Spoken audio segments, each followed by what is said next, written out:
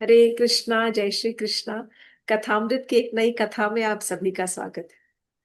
तो ये एक और कहानी है उसी श्रृंखला में, महाभारत की कुछ कहानियों को लेकर जो मैं आजकल चर्चा कर रही हूँ। नल और दमयंती की कहानी। ये सारी कहानियां जब पांडव वनवास में थे, द्यूत क्रीड़ा में हारने के बाद, जब उन्हें 12 वर्ष का ये हुआ, एग्जाइल हुआ, 12 वर्ष का उनको वन में भेजा गया, वनवास भेजा गया। तब वहां पर युधिष्ठिर महाराज बहुत ज्यादा दुखी थे और हमेशा अपने दुख को कोसते रहते थे, अपने भाग्य को कोसते रहते थे। तब उन्होंने रियलाइज किया कि मतलब जाके हर जंगल में जितने सारे ऋषि मुनि थे, सब ऋषि मुनियों के कॉटेजेस में जाते और वहां से आश्रम में जाकर उनका आशीर्वाद लेते, उनके पास बैठते और सारे ऋषि मुनि अलग अलग प्रकार की, अलग अलग राजाओं की कहानियां सुनाते। जो कहानियां उम्मीद से भरी हुई थी, हिम्मत से भरी हुई थी, उनको सांत्वना देने के लिए कि देखो, बड़े बड़े राजाओं पर भी बहुत सारी तकलीफें आई हैं, लेकिन किस प्रकार कभी उनकी पत्नी की मर्यादा की वजह से, कभी उनके पतिव्रता की वजह से, कभी उनके अपने स्वभाव की वजह से, सच्चे प्रेम की वजह से, किस प्रकार उन्होंने अपने दुर्भाग्य के ऊपर काबू किया है और अपने विपत्ति काल में उसके ऊपर जीत हासिल की है। तो इसी प्रकार की ये कथा एक और महाभारत में वन पर्व में आती है। सब वन पर्व है। जब सारे के सारे वनवास में थे उस समय अलग अलग ऋषि मुनि उनको कथा सुना रहे थे। ये वाली कथा जो है वो बृहदेश्वर, जो बृहदाश्व ऋषि है, वो महाराज युधिष्ठिर को और बाकी सब पांडवों को ये कहानी सुनाते हैं। नल और दमयंती की कहानी। Believe me, this story is actually like a Pheri tale story. पूरा आपको लगेगा कहाँ से घूम रही है। पूरी लाइक अ एकदम फेरी टेल टाइप स्टोरी है और सुनने में थोड़ा मजा भी आएगा। Little different, magical, very enticing, little, थोड़ी सी लंबी भी है बट है बहुत ही इंटरेस्टिंग स्टोरी है। और बाद में कुछ सीख तो मैं बताऊंगी और कुछ जो भी आपको अगर लगता है कि अरे इससे मुझे क्या सीखने को मिला, तो वो मुझे जरूर आप लोग कमेंट्स में डाल के दीजिएगा।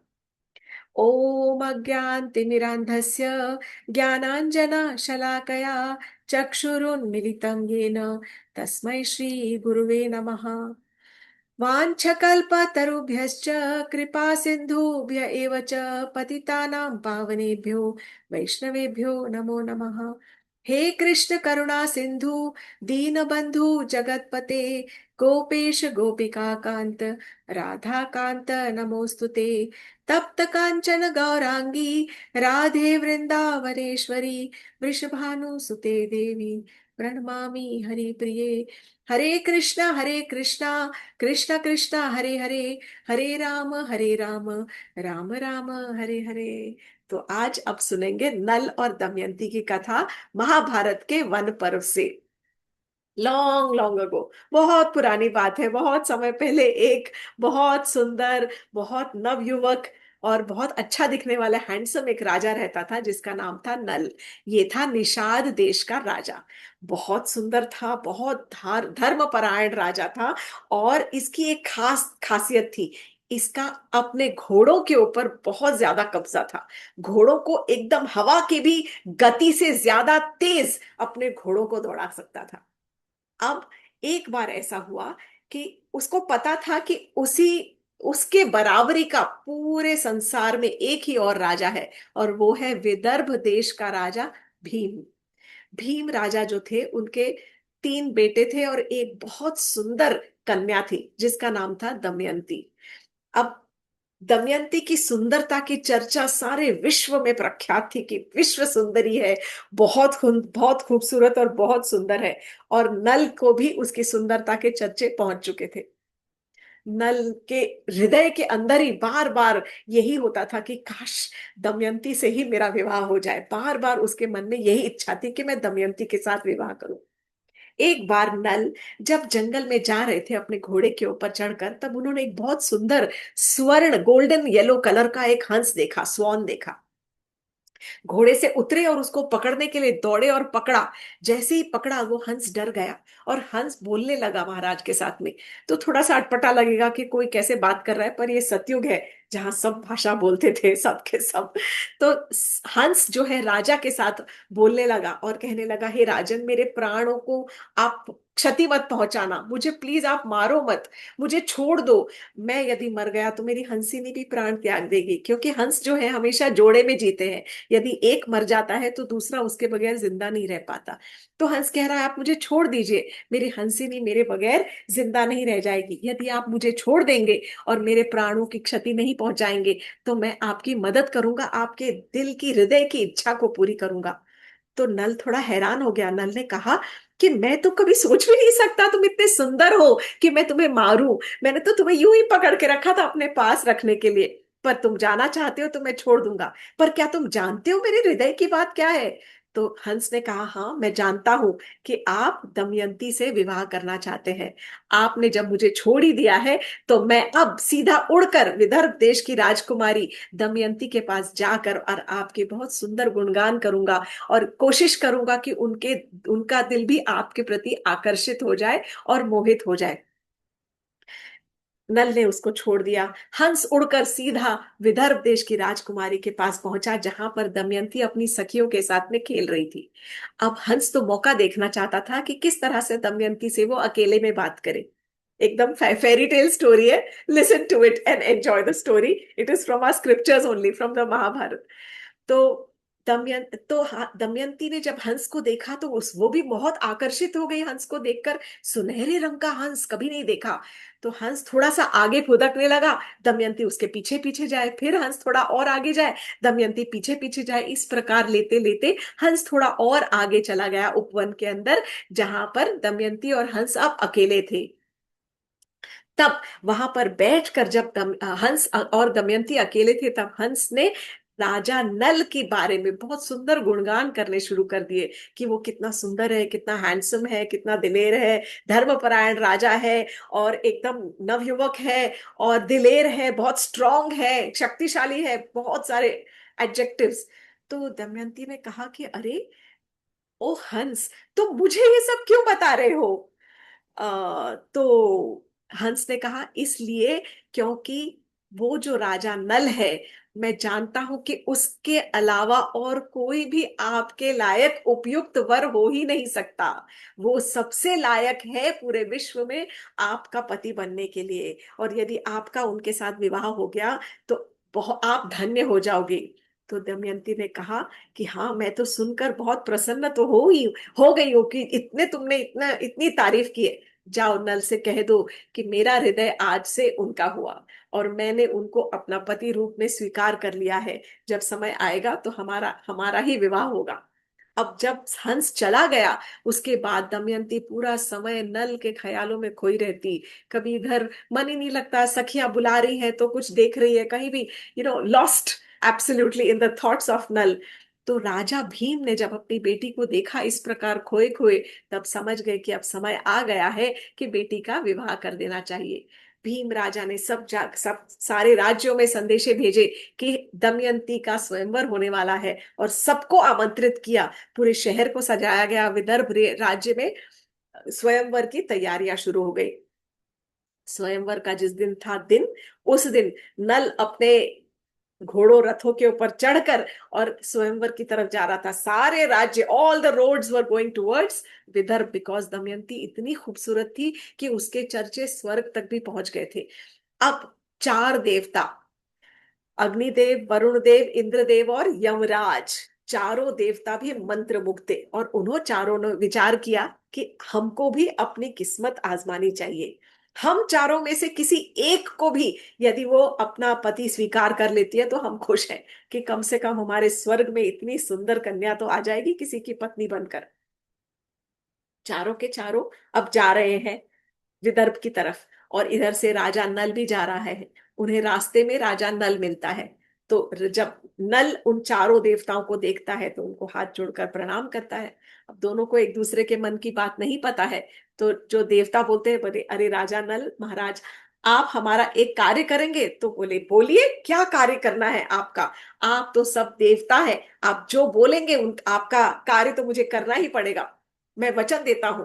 तब चारों ने कहा, ऐसा है कि तुम हमारा दूत बनकर जाओ और वहां विदर्भ की राजकुमारी से कहो कि हम चारों में से ही किसी को अपना पति के रूप में स्वयंवर में चुने। तो महाराज जो नल थे वो बहुत दुखी हो गए। वो बोले मैं ये नहीं कर पाऊंगा, क्योंकि हम दोनों एक दूसरे से बहुत ज्यादा प्रेम करते हैं। हम दोनों एक दूसरे के साथ विवाह करना चाहते हैं। मैं भी उसे प्रेम करता हूँ और वो भी मुझे प्रेम करती है। तब जो देवता थे वो थोड़ा क्रोधित हो गए। बोले तुमने तो हमें वचन दिया है कि तुम हमारा काम करोगे, दूत बनकर जाओगे। तो नल चुप हो गया। बोला लेकिन वहां पर इतनी बड़ी सिक्योरिटी, कड़ी सिक्योरिटी में जाऊंगा कैसे। तो उन्होंने कहा कि हम तुम्हें अदृश्य कर देते हैं, ऐसी शक्ति देते हैं कि तुम्हें कोई देखेगा ही नहीं, केवल दमयंती ही तुम्हें वहां पर देख सकेगी। तो you will be easily able to cross the security, आराम से आप क्रॉस कर जाओगे, पार कर जाओगे। नल बहुत बुझे दिल से अपने घोड़े पर सवार होकर सीधा विदर्भ देश को पहुंचा। किसी प्रकार से जाके, क्योंकि अदृश्य था, तो दमयंती के अंतःकरण में जो इनर बेडरूम था उसके अंदर पहुंचा। वहां जब देखा तो दमयंती एक बार देख के हैरान रह गई, कौन हो, कैसे आए तुम यहाँ पर। तब नल ने अपना इंट्रोडक्शन दिया कि मैं नल हूं, और पूरा का पूरा सब बताया कि इसलिए रास्ते में मुझे ऐसे चारों देवता मिले हैं और मैं उनका दूत बनकर आया हूँ। चारों देवताओं ने मुझे दूत बनाकर भेजा है तुमसे ये संदेशा देने के लिए कि जब स्वयंवर होगा तो आप इन चारों में से ही किसी को अपना पति रूप में स्वीकार कीजिए। दमयंती हंसने लगी। दमयंती ने कहा कि उन देवताओं को तो पहले मेरा कृतज्ञ नमस्कार, क्योंकि उनकी वजह से मैं आपको पहले देख सकी और मैं आपको पहचान सकी। आप मतलब now I know that you are just the right person for me, ऐसा उसने कहकर वो बहुत खुश हुई। और रही देवताओं की बात, तो तुमने उनको जो वचन दिया था उनका दूत बनकर उनके उनका मैसेज मुझ तक पहुंचाने का संदेश, वो तुम्हारा कर्तव्य पूरा हो गया। अब निर्णय जो लेना है वो मेरा होगा, क्योंकि मैंने एक बार जिसे हृदय दे दिया है तो दे दिया है, एक बार आपको पति मान लिया है तो मान लिया है। कल के स्वयंवर में निर्णय मेरा ही होगा और मेरा निर्णय आप ही हो। आप कब कर्तव्य पूरा हो गया, आप go back with an open mind and a clear heart, हृदय साफ करके आप यहां से चले जाओ। नल प्रसन्नता से वहां से चला गया। अब अगले दिन स्वयंवर वाले दिन सारी सभा के अंदर बहुत सारे राजा, सब राजकुमार थे। और राजकुमारी दमयंती ने तो सोच रखा था मुझे केवल नल को ही वरमाला डालनी है। अब जब नल को ढूंढने लगी और वरमाला के लिए गई, तो वहां पर एक नहीं 5 नल थे। चारों जो देवता थे चारों ने नल का ही स्वरूप बना लिया था। एंड 4 and +1 नल 5। अब राजकुमारी कंफ्यूज्ड कि किसको वर पहनाऊं, कौन है असली नल, समझ नहीं आया। जब थोड़ा विस्मित हो गई तब उसने बहुत समझदारी और सूझबूझ से किया। ये पूरी कहानी दमयंती के सूझबूझ और समझदारी की है।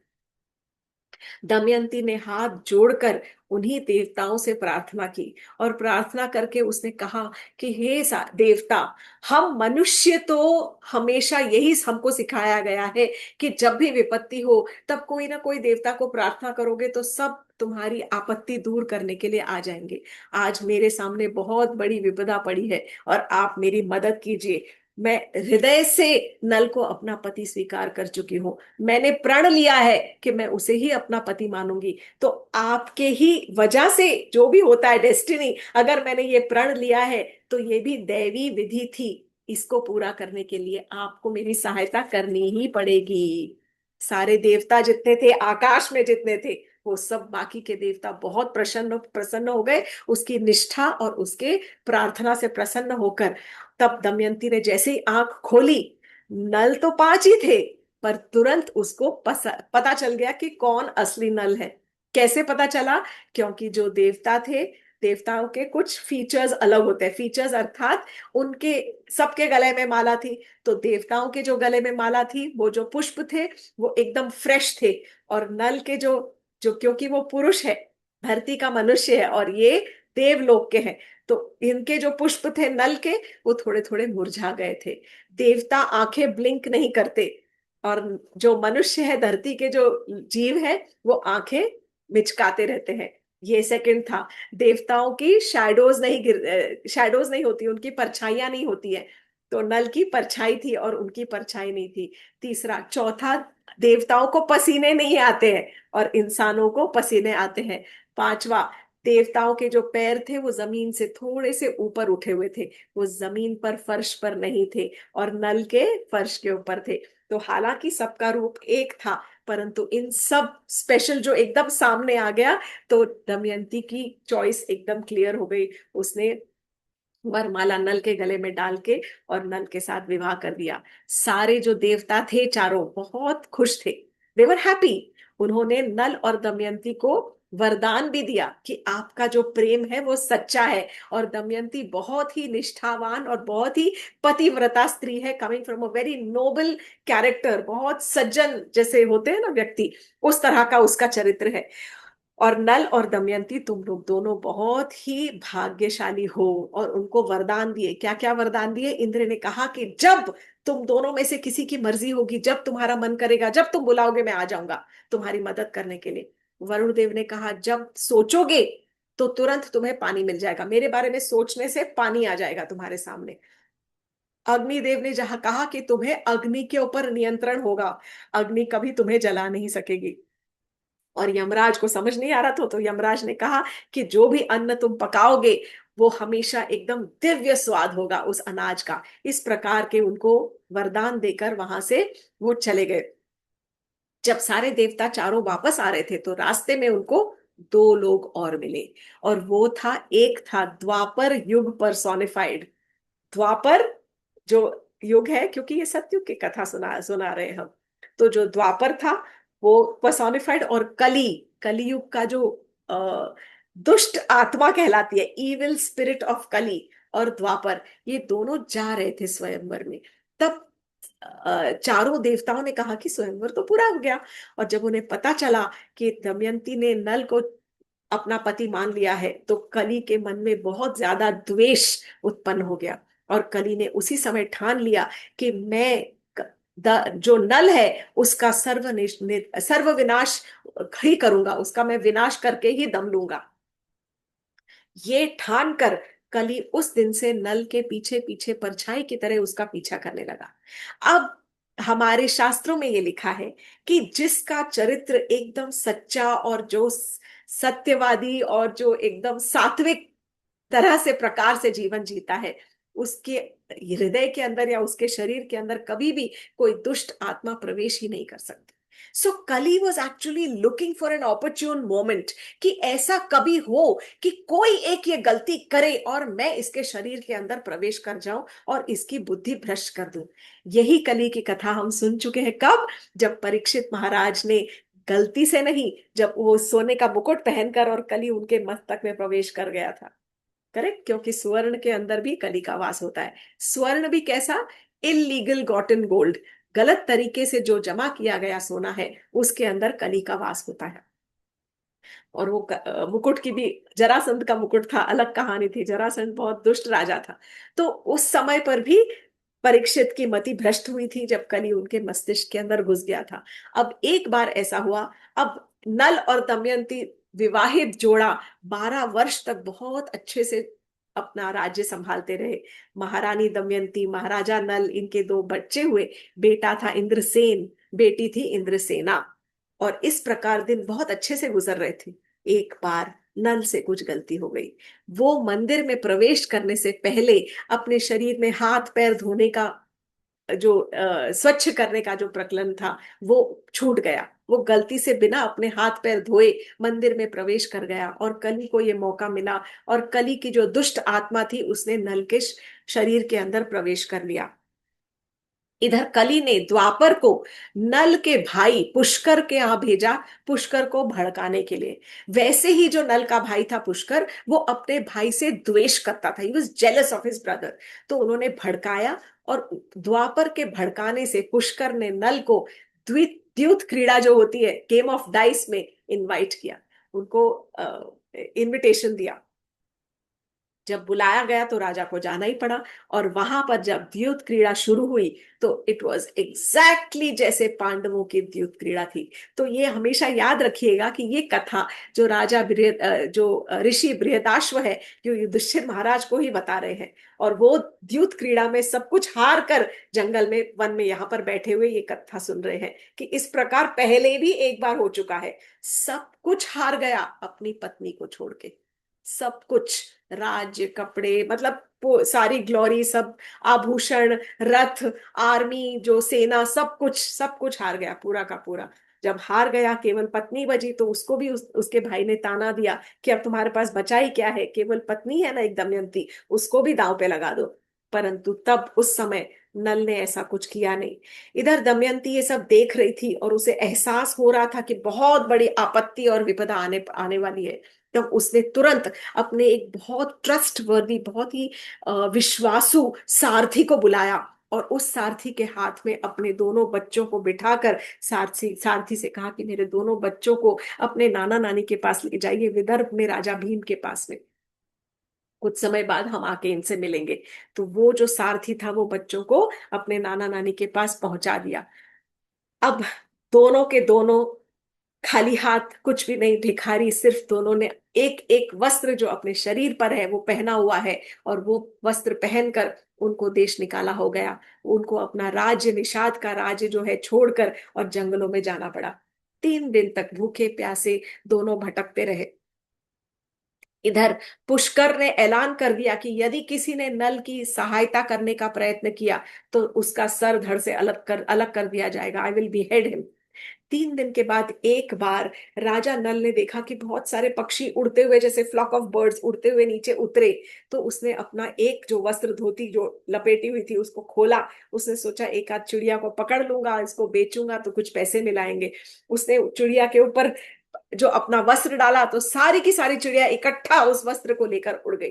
अब नग्न अवस्था में नल वहां पर खड़ा है, बहुत शर्मिंदा, और उड़ते उड़ते चिड़िया बोलने लग गई कि हम तो जाल बिछाया हुआ है, हम भी द्वापर के ही भेजे हुए पक्षी हैं। वी आर द डाइस, जो खेलते हैं dice, we are that personified. इस तरह से कथा कुछ आती है कि ये भी एक पूरा जाल बिछाया था द्वापर ने, कि नल तुम्हारे पास जो एक वस्त्र बचा था ना, उसको भी हमें लेकर भागना था, और हमें तुम्हें इसी अवस्था में रखना चाहते थे। नल बहुत शर्मिंदा था। उसने अपनी पत्नी ने जो वस्त्र पहना हुआ था, उसी पत्नी के समझो साड़ी या जो भी वस्त्र लपेटा हुआ है, उसके आधे भाग से, पल्लू से अपने शरीर को ढांक के, और दोनों एक साथ एक ही वस्त्र के अंदर लिपटे हुए एक साथ चलने लग गए। चौथा दिन आ गया, भूख प्यास से बहुत आतुर व्याकुल होकर दोनों थके हुए रात को जंगल में सो गए। जब सो गए, तब रास्ते में सोने से पहले ही नल बार बार दमयंती से कह रहा था, मेरी वजह से तुम्हें इतनी यातना भुगतनी पड़ रही है, मुझे बहुत अफसोस हो रहा है, मुझे बहुत दुख हो रहा है, तुम क्यों नहीं अपनी माता के पास चली जाती, तुम अपने माता पिता के पास चली जाओ। और दमयंती ने उसे समझाया कि हम दोनों चलते हैं, भीम राजा के पास जाएंगे, मेरे पिता के पास, विदर्भ के राजा के पास, वो बहुत अच्छे से हम दोनों का स्वागत करेंगे, कुछ दिन वहां रहेंगे, कुछ ना कुछ हल जरूर निकलेगा। तब नल ने कहा, नहीं, मेरा स्वाभिमान ऐसा है कि मैं भिखारी के रूप में अपने ससुर जी के घर पे नहीं जा सकता। तुम प्लीज अपने माता पिता के यहाँ चली जाओ, क्योंकि मैं तुमको इस जंगल में कोई सुख नहीं दे पा रहा हूं। दमयंती नहीं मानी। दमयंती ने कहा कि जो आपत्काल होती है, आपत्ति काल, जो विपदा का समय होता है, उसकी सबसे बड़ी दवाई तो पत्नी होती है। कोई भी इस उस तरह का जो तकलीफ के समय दवाई अगर नहीं ली जाए, वो पत्नी ही उसकी दवा है, और पत्नी यदि साथ दे तो वो दवाई काम करती है और समय धीरे धीरे अच्छे से निकल जाता है। ये कहकर पत्नी वहां से नहीं गई। रात को दोनों थके हारे सो गए, एक ही वस्त्र के अंदर लिपटे हुए। अब नल के दिमाग के अंदर, क्योंकि वो कली की जो दुष्ट आत्मा प्रवेश कर रही थी, तो बहुत रेस्टलेस, बहुत अधीर, एजिटेटेड, उत्तेजित जैसा रह रहा था, समझ नहीं आ रहा था क्या करे। वो तुरंत आधी रात को उठा, किसी तरह से उसने अपने हिस्से का जो वस्त्र लपेटा हुआ था, वो अपनी पत्नी के वस्त्र से फाड़ के अपने आप को थोड़ा सा जितना लपेट सकता था लपेट कर, आधी रात को अपनी पत्नी को वहीं छोड़कर और वो वहां से चला गया। ही अबैंडन्ड हर। अब जब ये उठी सुबह, और तब ये सोचने लगी कि अरे, ढूंढने लगी अपने पति को, कहाँ गया कहाँ गया, बहुत ज्यादा दिल दुखी हो गया, बहुत ज्यादा। और तब वो जंगल में थोड़ा अंदर जाने लगी ढूंढने के लिए। तब उसने एक बहुत गहरी जहरीला सांप देखा। सांप को देखते के साथ ही उसकी चीख निकल गई जोर से। उसकी चीख को सुनकर एक शिकारी दौड़ा हुआ वहां पर आया, और सबसे पहले उसने वो नाग को तो मार डाला। वो जो सांप था, सर्प था, सर्प को मार डाला। और उसके बाद जब उसने राजकुमारी महारानी दमयंती को देखा तो उसका दिल ललचा गया और उसने कहा कि इसको तो मुझे उठाकर ले जाना चाहिए अपने साथ। तब महारानी दमयंती को जितने वरदान मिले थे उसने फिर से उन वरदानों को का उपयोग किया, अग्निदेव को प्रार्थना की और तुरंत अग्निदेव ने उस शिकारी को वहीं पर भस्म कर दिया। उसके बाद महारानी दमयंती आगे बढ़ी तो उसे कुछ व्यापारी मिले उस जंगल के अंदर, जो व्यापारी अपना सारा व्यापार का सामान लेकर छेदी राज्य की तरफ जा रहे थे। परंतु रास्ते में ही उनका ही अपना एक हाथी पागल हो गया और उस पागल हाथी ने काफी सारे व्यापारियों को मार डाला। तो जो बचे हुए व्यापारी थे उनको लगा जरूर ये सारी की सारी जो अमंगल घटनाएं हो रही हैं वो इस स्त्री की वजह से हो रही है, शी इज द कॉज, इसको मार डालो। तो इस तरह से जब वो बोलने लगे तब दमयंती ने सुना और दमयंती वहां से अपनी जान बचाकर भागी, तेजी से भागी। भागे भागे भागे अंदर अंदर तब उसे कुछ और ब्राह्मण मिले जो ब्राह्मण छेदी राज्य की तरफ ही जा रहे थे। और तब उन ब्राह्मणों के साथ में वो लग कर और सीधा छेदी राज्य में पहुंची जो कि महाराज सुबाहु का राज्य था। वहां पर महारानी सुबाहु जो छेदी राज्य की राजा की पत्नी थी, महारानी सुबाहु ने देखा इतनी सुंदर, ये तो बहुत ही सुंदर है। तब दमयंती को बुलाया और उससे पूछा कि तुम कौन हो। तब दमयंती ने अपने राजा के पत्नी होने का की कथा सुनाई कि मैं एक जगह की महारानी हूं और इस प्रकार द्यूत क्रीड़ा में मेरे पति सब कुछ हार गए हैं और जंगल में मेरा पति भी कहीं पर खो गया है, इस तरह से कहा और मैं अपने प्राण बचाते हुए यहाँ पर पहुंची हूँ। तो उनकी महारानी को बहुत दया आ गई, उसने कहा तुम तो बहुत, you are of noble birth, तुम तो किसी कोई राजकन्या की, राजघराने की हो, इसीलिए तुम मेरे ही घर में रहो, मेरे राज्य के अंदर रहो, मेरे किंग मतलब इन मेरे महल में रहो। मेरी जो बेटी है सुनंदा, उसकी आप साथी बन के रह जाओ, यू बिकम हर कंपेनियन। और इसी तरह आप मेरे साथ रहो। कुछ दिनों तक वो जो महारानी थी वो वहीं पर रहने लगी। तब संयोगवश ऐसा हुआ कि विदर्भ राज जो है वो छेदी राज्य के ज्यादा दूर नहीं है। तब विदर्भ राज का एक ब्राह्मण छेदी राज्य से गुजर रहा था और तब उसने अपनी राजकुमारी दमयंती को वहां पर देखा और पहचान लिया। तुरंत जाकर महारानी से कहा कि महारानी, ये जो आपके बेटी के साथ में उसकी जो साथी है, उसके साथ जो खेल रही है, उसकी देखरेख कर रही है, ये हमारे राज्य के राजा की बेटी है, दमयंती, हमारी राजकुमारी दमयंती है। तो जो महारानी थी, सुबाहु की पत्नी, जो अयोध्या नहीं, सॉरी, छेदी राज्य की जो राजको जो रानी थी, वो ये सुनकर बहुत प्रसन्न हुई क्योंकि दमयंती ने तो विदर्भ का नाम ही नहीं लिया था ना। तब तुरंत उसे पता चला कि अरे, ये तो भीम राजा तो मेरे अपने बहनोई है। उसने तुरंत दमयंती को बुलाया, गले से लगाया, बहुत चूमा, बहुत सारे उपहार दिए और तब सजा कर उसको अपने बहन के घर में, अपने बहनोई के यहाँ विदर्भ देश में भेज दिया। इस प्रकार जो महारानी दमयंती थी वो सुरक्षित अपने माता पिता के यहाँ पहुंची और अपने बच्चों को गले लगाया और वहां पर वो रहने लगी। अब बार बार सोचती रहती कि मेरा पति कहाँ है, मेरा पति कहाँ है, किस हाल में होगा। इधर ये रही दमयंती की पार्ट ऑफ द स्टोरी। अब नल जो था वो पूरा समय भटकता रहा, जंगलों में भटक रहा था। तब एक बार जंगल के अंदर उसने देखा कि एक one part of the jungle, जंगल के एक भाग में वहां पर एक दावा नल फैला हुआ था, अग्नि फैली हुई थी। और अग्नि के अंदर इन द फॉरेस्ट फायर एक पत्थर था, सुवर्ण जैसा पत्थर पर नाग के रूप का पत्थर था, जो जल रहा था और चिल्ला रहा था, मुझे बचाओ, मुझे बचाओ, मेरी मदद करो। अब नल को तो वरदान मिला था अग्निदेव से कि वो जल नहीं सकता। तो नल तुरंत अग्नि में कूदा, वो पत्थर रूपी सांप को बाहर लेके आया और वो पत्थर पिघल कर तुरंत सांप ही बन गया। और सांप ने कहा कि I am very thankful to you, बहुत ग्रेटफुल हूँ, कृतज्ञ हूँ कि आपने मेरी रक्षा की, मेरी जान बचाई। मैं सर्पों का राजा कर्कटक हूँ, कर्कटक सर्पों का राजा हूँ, बहुत विषैला कोई सांप होगा, ऐसे ही लिखा हुआ है।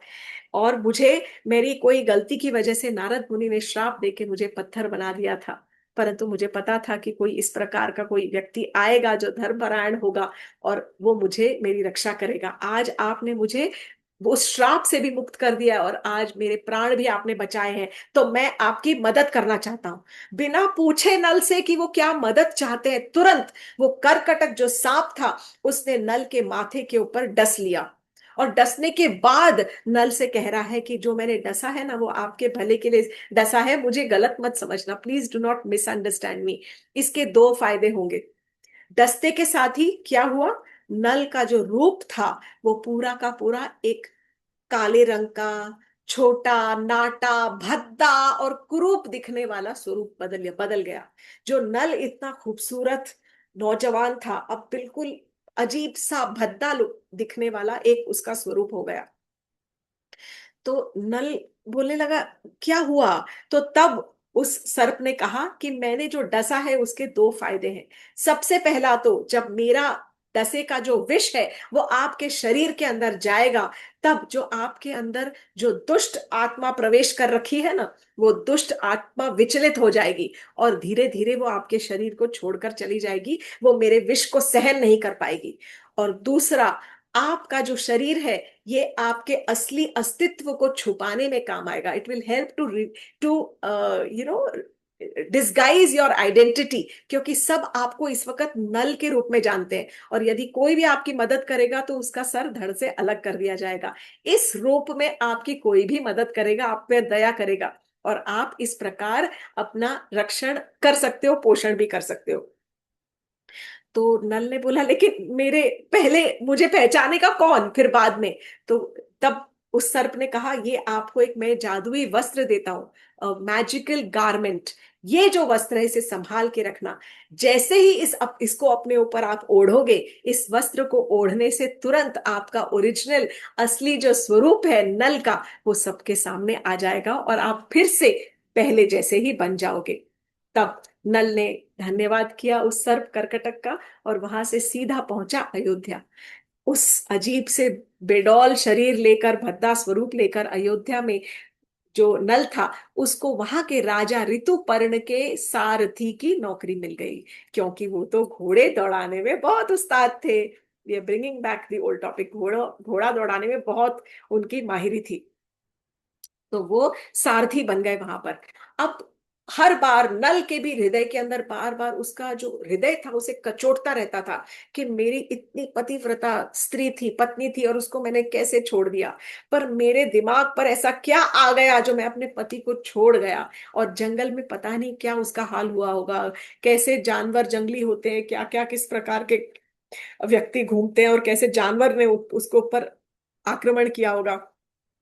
बार बार अपने आप को कोसता और कोसता रहता, और अपने आप ही keep kept muttering to himself, अपने आप से कहता रहता कि मेरी पत्नी इतनी अच्छी थी, मेरी नहीं, मतलब ऐसे कहता कि कितनी पतिव्रता थी वो स्त्री, उसने तो देवताओं को छोड़कर मुझसे विवाह किया था, वो सारे सुख त्याग कर भी मेरे साथ में जंगल में चली, पर मैंने उसे क्या किया, मैंने उसे त्याग दिया। मेरी पत्नी तुम कहाँ हो, इस प्रकार वो कहता। तो कोई भी उससे बात नहीं करता था, none of the servants, helpers, राज्य के जो कोर्टियर्स वगैरह जो भी थे वहां पर, उसके सेवक, कोई उससे बात नहीं करते थे, अकेला छोड़ देते थे कि ये तो दिखने में भी अजीब सा है, इससे क्या ही बात करना, थोड़ा सा पागल है। अब इधर विदर्भ देश पे दमयंती परेशान हो रही थी, और उसने डिसाइड कर लिया कि अब तो मुझे अपने पति को ढूंढना ही है। तो उसने एक युक्ति सोची। ये वो समय था जब ब्राह्मणों को बुलाया जाता था, और ब्राह्मण जगह जगह हर एक जैसे लव कुश नहीं गए थे हर एक राज्य में रामायण का गीत गाते हुए, उसी प्रकार पहले जमाने में जो ब्राह्मण थे वो हर एक जगह जगह पर गीत गाते हुए इधर की न्यूज उधर की न्यूज ऐसे ऐसे सुनाते हुए जाते थे। उन्होंने ब्राह्मण को बुलाया, दमयंती को, और कहा कि ये वाली पोइट्री तुम सब जगह जाकर और सारे सारे राज्यों में सुनाओ, और जो यदि इस पोइट्री की ओर रिएक्ट करेगा, कुछ आके तुमसे कहेगा या किसी का रिएक्शन अलग होगा, तो मुझे तुरंत आके रिपोर्ट करना और मुझे बताना कि क्या हुआ। और वो पोइट्री इस वक्त ऐसी इसी प्रकार की थी कि हे कठोर हृदय पुरुष, इस प्रकार की कुछ पोइट्री बनाई थी कि हे कठोर हृदय पुरुष, तुमने अपनी पत्नी को अकेले जंगलों में छोड़ दिया जब वो सो रही थी।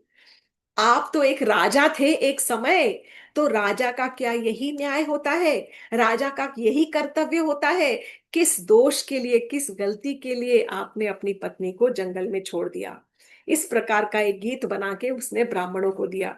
अब कि ब्राह्मण अलग अलग जगह गए पर कोई वापस नहीं आया। कई कुछ समय के बाद,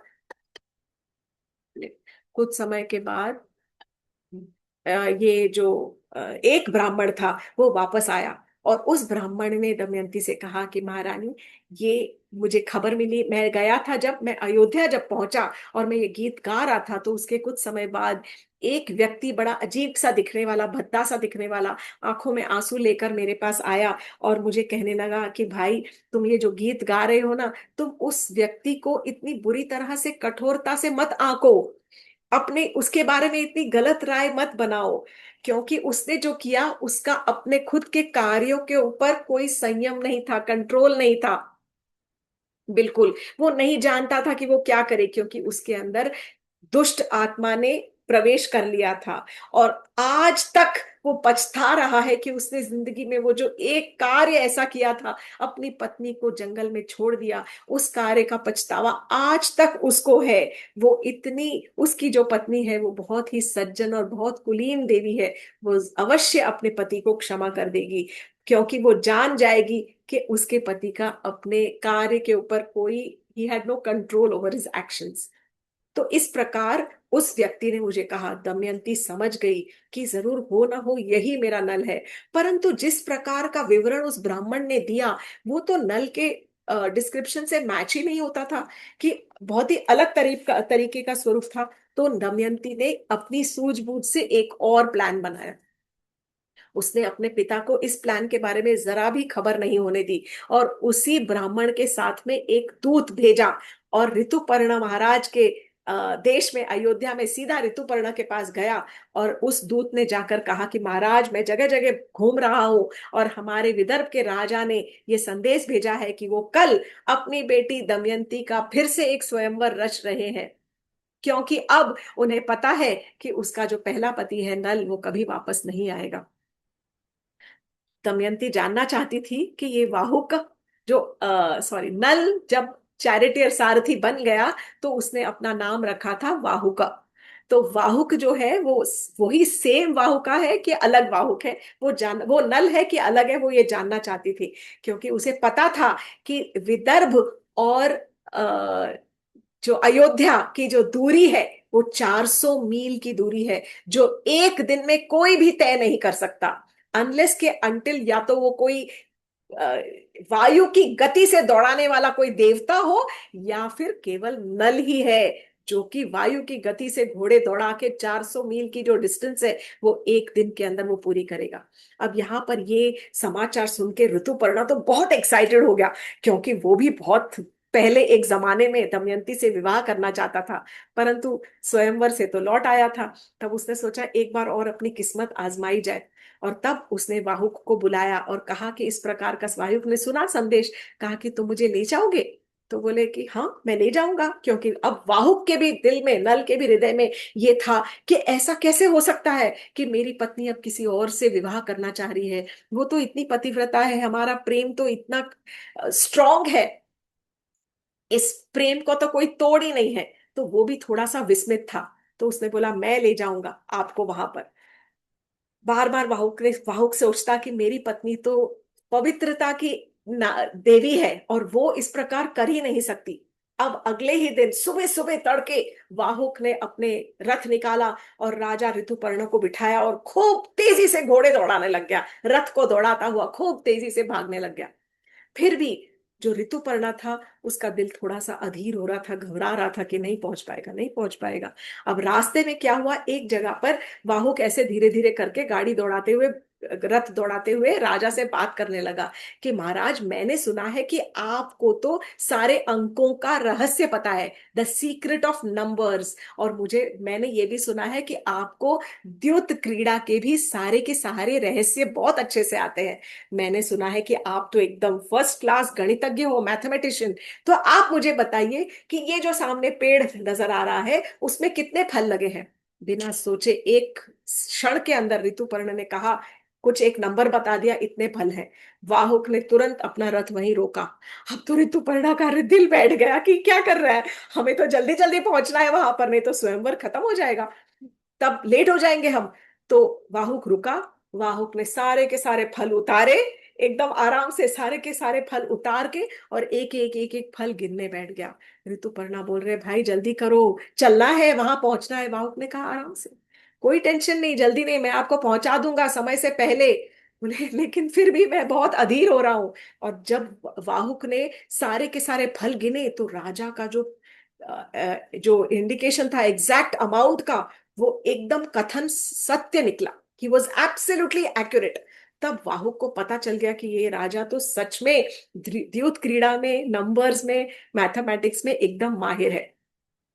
तो तब राजा ने कहा, "अब जल्दी करो, हमें तुरंत निकलना चाहिए।" तो नल ने कहा कि हाँ, हम निकलेंगे, परंतु एक शर्त पर। आप मुझे द्यूत क्रीड़ा के सारे रहस्य सिखाना, जारे नंबर्स के सारे रहस्य सिखाना, और मैं आपको घोड़े दौड़ाने की कला सिखाऊंगा। तो राजा ने कहा, मैं तो तुम्हें कब से चाहता हूं कि तुम मुझे घोड़ों की कला सिखाओ, कि किस प्रकार मैं घोड़ों के ऊपर कंट्रोल करके उनको वायु की गति से तेज दौड़ा सकूं। तो नल ने कहा, पहले आप सिखाओ फिर मैं सिखाऊंगा। तब धीरे धीरे चलाते समय राजा ने पूरी की पूरी द्यूत क्रीड़ा की सारी के सारे रहस्य, जो नंबर्स का रहस्य था, वो पूरा का पूरा जो ज्ञान था वो नल को दिया। जैसे ही नल के मन के अंदर वो ज्ञान आया नंबर्स का, उसी समय दुष्ट की जो कली की जो दुष्ट आत्मा उसके अंदर थी, उसका शरीर छोड़कर चली गई। नल को एकदम हल्का महसूस होने लग गया। उसका सारा आत्मविश्वास उसका अंदर से जागृत हो गया, और थोड़ी नई एनर्जी, स्फूर्ति आ गई उसके अंदर। तब उसने राजा को भी गाड़ी खूब जोरों से दौड़ाते दौड़ाते सारी कला भी घोड़ों की सिखा दी, और इतनी तेज दौड़ाया रथ कि समय से पहले वो 400 मील की दूरी तय करके और दमयंती के राज्य विदर्भ में वहां पर पहुंच गए। दमयंती को अपने महल में बैठे ही वो रथ के गड़गड़ाहट, रथ के पहियों की गड़गड़ाहट की आवाज सुनाई पड़ी, और वो पहचान गई कि इस तरह का रथ तो केवल मेरा पति ही चलाता है। खिड़की से देखने लगी तो देखती, अरे ये तो कोई और ही है। ये तो कोई काला सा, बौना सा, अजीब सा दिखने वाला, भद्दा दिखने वाला, कुरूप दिखने वाला कोई सारथी है। परंतु फिर उसने सोचा कि जरूर कुछ तो गड़बड़ है। उसने अपनी एक दासी को कहा कि जाओ, तुम जाकर इसके ऊपर नजर रखो कि ये क्या कर रहा है, एक एक चीज खबर मुझे बताना कि ये क्या कर रहा है। अब वाहुक ने वहां पर रथ जो रोका, महाराज ऋतुपर्ण उतरे और भीम राजा से मिलने चले गए। वहां पर तो उनको रियलाइज हो गया कि यहाँ तो कुछ स्वयंवर की कोई भी तैयारी नहीं है। अब महाराजा भीम को भी नहीं पता था कि ये क्या हो रहा है, उन्हें तो कुछ पता ही नहीं था, क्योंकि दमयंती ने उनको, अपने पिता को, कुछ भी नहीं बताया था। तो महाराजा भीम ने देखा और कहा, अरे महाराज ऋतुपर्ण, बड़ा अच्छा लगा आपसे मिलकर, आज यहाँ कैसे आना हुआ। अब ऋतुपर्ण को भी एहसास हो गया कि समथिंग इज रॉन्ग, यहाँ पर तो शादी का कुछ है नहीं। तो ऋतुपर्ण ने समय को संभालते हुए कहा कि बस बहुत दिन हुए थे आपसे नहीं मिला, तो इसने सोचा कि आज आपसे मिल लिया जाए। दोनों गले मिले। भीम को भी लगा कि कुछ तो गड़बड़ है, परंतु चैप्टर वहीं पे बंद करके उन्होंने उनका आवभगत किया। राजसी ठाट बाट में कहीं अंतःकरण में उनका अरेंजमेंट किया रहने के लिए। वाहुक जो कि सारथी था, वो सारथियों के क्वार्टर्स में जाकर रह गया। जो दमयंती की दासी है वो उसके ऊपर स्पाई कर रही है, नजर टिकाए बैठी है कि ये कर क्या रहा है वाहुक। और वाहुक कुछ तो देखकर वो दासी तुरंत दमयंती के पास आई। बोलती, महारानी मुझे बताना पड़ेगा, ये बहुत ही अजब तरह का है व्यक्ति। ये तो कोई देवता है, क्योंकि इसने अपने अपने कमरे के अंदर अपने लिए खाना बनाया, लेकिन बिना एक उंगली घुमाए हिलाए अपने लिए खाना बना लिया। कैसे? उसने बस, उसको कुछ जलाने की भी जरूरत नहीं, अपने आप कुछ बोला और अग्नि आ गई, कुछ बोला और पानी गर्म होने लग गया, कुछ बोला और उसके बाद खाना तैयार हो गया। और खाने में से इतनी सुंदर दिव्य सुगंध आ रही थी कि जैसे कोई देवताओं के लिए खाना बना हो। ये सब सुनकर दमयंती को विश्वास हो गया कि ये जरूर मेरा ही नल है। ये किस, क्यों इस प्रकार से, कैसे बहरूपिया बन गया, ये उसे समझ नहीं आ रहा था। अब दमयंती ने सोचा कि अब एक और तरीका किया जाए, सूझबूझ और समझदारी से। दमयंती ने एक और अपनी दासी को अपने बच्चों के साथ में उपवन में भेजा, जहां पर वाहुका अभी शांति से बैठा था। बच्चों के साथ जैसे ही वो दासी गई, बच्चों को देखते के साथ ही वो जो वाहुका था वो उठा और दौड़ा, और उसने अपने बच्चों को गले से लगा लिया और खूब जोर जोर से रोने लग गया। जब वो रोते हुए उनको देखा, दमयंती ने खिड़की से देखा, तो उसके भी आंखों में आंसू आ गए। तुरंत वो वहां पर पहुंची और तब नल से कहती है, क्या तुम किसी व्यक्ति को जानते हो जिसका नाम नल है, जो अपनी पत्नी को जंगल में अकेला छोड़ गया था, उसके किसी भी, कोई भी दोष न होते हुए भी उसे उसने अकेला छोड़ दिया था? क्या आप ऐसे व्यक्ति को जानते हो कि जिसकी पत्नी ने देवताओं को छोड़कर उससे विवाह किया था और उसने प्रण लिया था कि वो हमेशा अपने पति की ही देखभाल करेगी, पति के साथ रहेगी। क्या वो पति अपने प्रण को भूल गया है? क्या उस व्यक्ति ने भी प्रण लिया था उसके साथ फेरे लेते समय कि वो उसकी देखभाल करेगा और उसकी रक्षा करेगा? क्या वो व्यक्ति नल, क्या तुम ऐसे व्यक्ति को जानते हो? क्या वो व्यक्ति नल अपने प्रण, अपने वचन सारे भूल गया है? तो जो वाहुका था वो कहने लगा कि देवी, वो अपने कार्यों के लिए आज भी क्षमा मांगता है। वो आज भी दुख में है क्योंकि उसके कार्यों के ऊपर उसका कोई कंट्रोल नहीं था, एक्शंस के ऊपर। उसके अंदर दुष्ट आत्मा ने प्रवेश कर लिया था, कली की दुष्ट आत्मा ने प्रवेश कर लिया था। परंतु देवी, मुझे बताइए, कोई पतिव्रता स्त्री कैसे किसी और दूसरे व्यक्ति के साथ में फिर से पुनर्विवाह कर सकती है? मैं और मेरे राजा ऋतुपर्णा तो इसीलिए आए हैं क्योंकि वो आपसे विवाह करने आए हैं, आपने दूसरा स्वयंवर रचा है। तो दमयंती ने कहा, आपको यहाँ पर कोई भी विवाह की तैयारियां नजर आ रही हैं? ये तो मेरा एक गेम प्लान था, ये मेरा एक प्लॉट था, तरीका था आप लोगों को यहाँ पर लाने के लिए। मेरे पिताजी को भी इसके बारे में पता नहीं है। मैं सच, नल को सच्ची में उसके असली रूप में देखना चाहती थी, मैं परखना चाहती थी। तब नल रोने लग गया, वाहु का जथो रोने लग गया। उसने तुरंत अपना वो मैजिकल गारमेंट निकाला जो कि कर्कटक ने उसको दिया था और अपने ऊपर लपेटा, और लपेटते के साथ ही तुरंत वो फिर से अपने नल के रूप में आ गया। अब जब दमयंती ने वाहुका को नल में परिवर्तित होते हुए देखा तो उसके आंखों से अश्रु बह रहे थे। दोनों ने एक दूसरे का आलिंगन करके खूब रोए, खूब रोए, और नल ने खूब क्षमा मांगी अपनी पत्नी से। उसके बाद, तब क्योंकि नल का अब सब चला गया था, सब जो कली का अंदर से चला गया था, आत्मा निकल गई थी। तब नल अपने राज्य में जाकर उसने फिर से पुष्कर को एक द्यूत क्रीड़ा में आमंत्रित किया, और आमंत्रित करके पुष्कर को हरा कर अपना राज्य जीत लिया। अब यहाँ पर चेंज होता है कि पुष्कर हार गया, लेकिन नल ने फिर भी अपने राज्य में से कुछ हिस्सा पुष्कर को दे दिया और उसे उसके किए की क्षमा कर दी। This was the mark of a man. उसने अपने भाई को क्षमा करके और फिर उसको एक और राज्य, अपने हिस्सा निकाल कर दे दिया कि भाई तुम इसके ऊपर राज्य करो। और तब वहां पर राजा नल और दमयंती अपने दोनों बच्चों के साथ में, they lived happily ever after. This is the end of the fairy tale story from Mahabharat. So now what do we learn? हमने क्या सीखा? हमने दमयंती के सूझबूझ के बारे में सीखा, हमने दोनों के प्रेम के बारे में सीखा, हमने ये देखा कि द्यूत क्रीड़ा या कोई भी व्यसन इंसान को किस प्रकार से बेबस और बर्बाद कर सकता है। कई बार हम ये देख चुके हैं। हमने ये भी देखा कि देवता भी किस प्रकार करते हैं। मतलब नल ने अपनी जो प्रॉमिस था वो देवताओं को दिया था और पूरा किया वचन, और पूरा करने के बाद देवताओं ने प्रसन्न होकर उसको वरदान भी दिए। तो द स्टोरी ऑल्सो हाईलाइट्स कि किस तरह से एक के पावर की वजह से, एक व्यक्ति के पावर की वजह से क्राइसिस के टाइम पे अपनी फैमिली को वो क्राइसिस से, आपत्ति काल से बाहर निकाल सकती है। दमयंती ने बहुत सूझबूझ से, बहुत शांत होकर और अपने परिवार को पूरा का पूरा क्राइसिस से बाहर निकाला। दोनों का जो, मतलब also of course the importance of forgiveness, but ये है कि ट्रू लव ऑलवेज एंड्योर्स। जो सच्चा प्रेम होता है, जब परिवार का प्रेम होता है, परिवार का साथ होता है, तो वो किसी भी आपत्ति में एक साथ साथ जुट रहकर कोई भी आपत्ति काल के ऊपर पावर करके उसके ऊपर जीत हासिल कर सकते हैं। आपके पास में भी बहुत सारी सीख आई होगी, कुछ और आई हो तो मुझे जरूर बताइएगा, बिकॉज हर एक का अपना सोचने का अलग तरीका होता है। Yes, for me here forgiveness was the biggest, and true love, yes, it endures adversity. कि किस प्रकार नल ने अपने भाई को भी क्षमा कर दिया। कथा आज की थोड़ी लंबी थी, it was a fairy tale, it just flowed. मुझे आशा है कि आपको पसंद आई होगी। आज की कथा को यहीं विराम देते हैं। हरे कृष्णा, जय Shri Krishna. Thank you so much for joining with कथामृत।